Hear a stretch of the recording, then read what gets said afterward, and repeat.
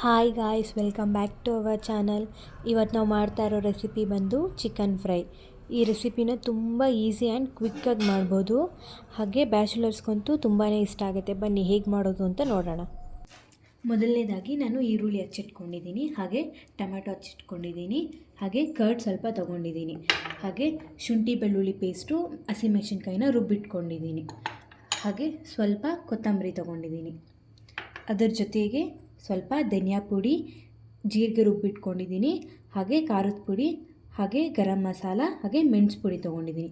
ಈಗ ಬನ್ನಿ ಹೇಗೆ ಮಾಡೋದು ಅಂತ ನೋಡೋಣ. ಒಂದು ಕಡಾಯಿ ಇಟ್ಕೊಂಡಿದ್ದೀನಿ, ಅದಕ್ಕೆ ಆಯಿಲ್ ಆ್ಯಡ್ ಮಾಡ್ಕೊಳ್ಳೋಣ.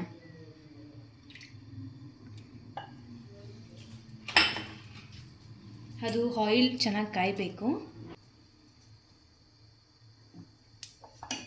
ಈಗ ನೋಡಿ ಕಾದಿದೆ. ಈಗ ಆನಿಯನ್ಸ್ ಆ್ಯಡ್ ಮಾಡ್ಕೊಳ್ಬೇಡ.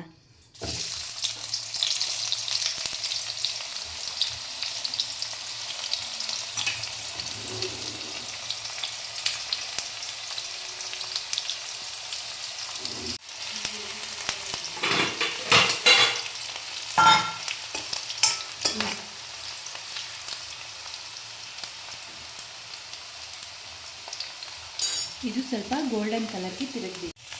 ಈಗ ನೋಡಿ ಗೋಲ್ಡನ್ ಕಲರ್ಗೆ ತಿರುಗಿದೆ. ಈಗ ಇದಕ್ಕೆ ಚಿಕನ್ ಆ್ಯಡ್ ಮಾಡ್ಕೊಳ್ಬಿಡೋಣ. ನಾನಿಲ್ಲಿ ಅರ್ಧ kg ಚಿಕನ್ ತೊಗೊಂಡಿದ್ದೀನಿ.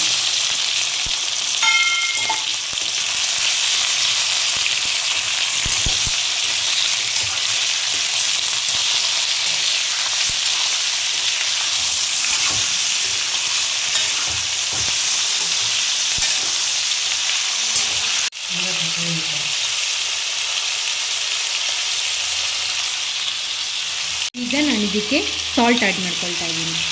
ಸಾಲ್ಟ್ ಆ್ಯಡ್ ಮಾಡಿಕೊಂಡ್ರೆ ಬೇಗ ಬೇಯುತ್ತೆ ಚಿಕನ್.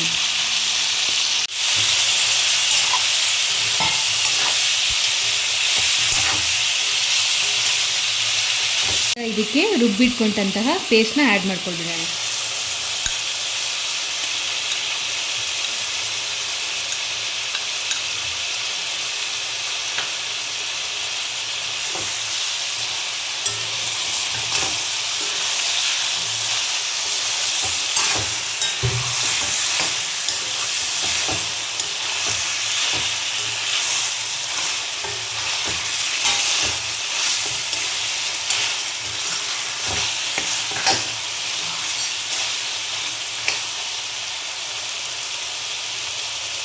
ಈಗ ಇದನ್ನು ಸ್ವಲ್ಪ ಹೊತ್ತು ಬೇಯಿಸ್ಕೊಳ್ಬೇಕಾಗುತ್ತೆ.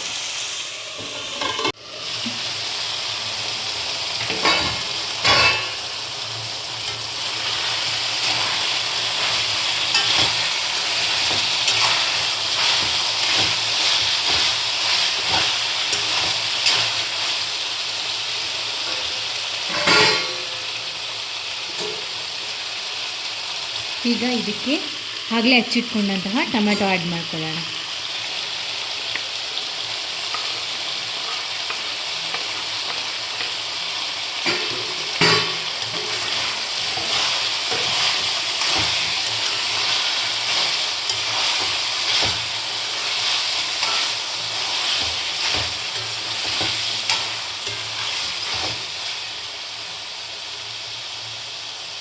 ಹಾಗೆ ಆಗಲೇ ಇಟ್ಕೊಂಡಂಥ ಎಲ್ಲ ಮಸಾಲೆಗಳನ್ನ ಆ್ಯಡ್ ಮಾಡ್ಕೊಳ್ಬೇಡ.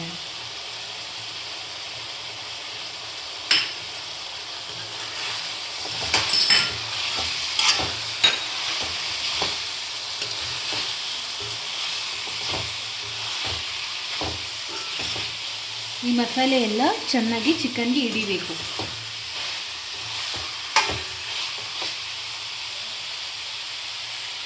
ಹಾಗೆ ನಾನಿಲ್ಲಿ ಸ್ವಲ್ಪ ಕರ್ಡ್ನ ಆ್ಯಡ್ ಮಾಡ್ಕೊಳ್ತಾ ಇದ್ದೀನಿ.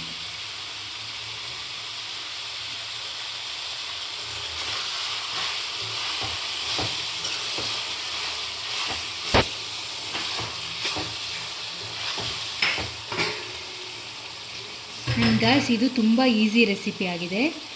ಯಾವುದೇ ಹೆಚ್ಚು ರುಬ್ಕೊಳ್ಳೋ ಅಂಥದ್ದು ಇರೋದಿಲ್ಲ. ಬರೀ ಶುಂಠಿ ಬೆಳ್ಳುಳ್ಳಿ ಪೇಸ್ಟ್ ಇದ್ದರೆ ಸಾಕು. ಬ್ಯಾಚುಲರ್ಸ್ಗೆ ಎಲ್ಲ ತುಂಬ ಈಸಿ ಆಗುತ್ತೆ. ಈ ಥರ ಮಾಡಿಕೊಂಡ್ರೆ ಬೇಗ ಕ್ವಿಕ್ಕಾಗಿ ಮಾಡ್ಕೊಳ್ಬೋದು.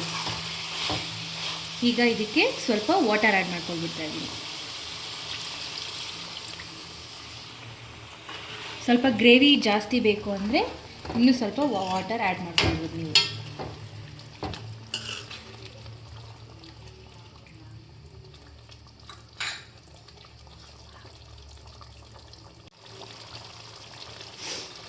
ಈಗ ಸ್ವಲ್ಪ ಕೊತ್ತಂಬರಿ ಹಾಕ್ಕೊಳ್ಳೋಣ.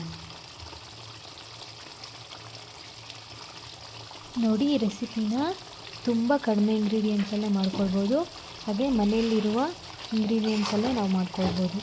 ತುಂಬ ಸ್ಪೈಸಿಯಾಗಿರುತ್ತೆ, ಹಾಗೆ ತುಂಬ ಟೇಸ್ಟಿಯಾಗೂ ಇರುತ್ತೆ. ನೀವು ಒಂದು ಸತಿ ಟ್ರೈ ಮಾಡಿ ನೋಡಿ.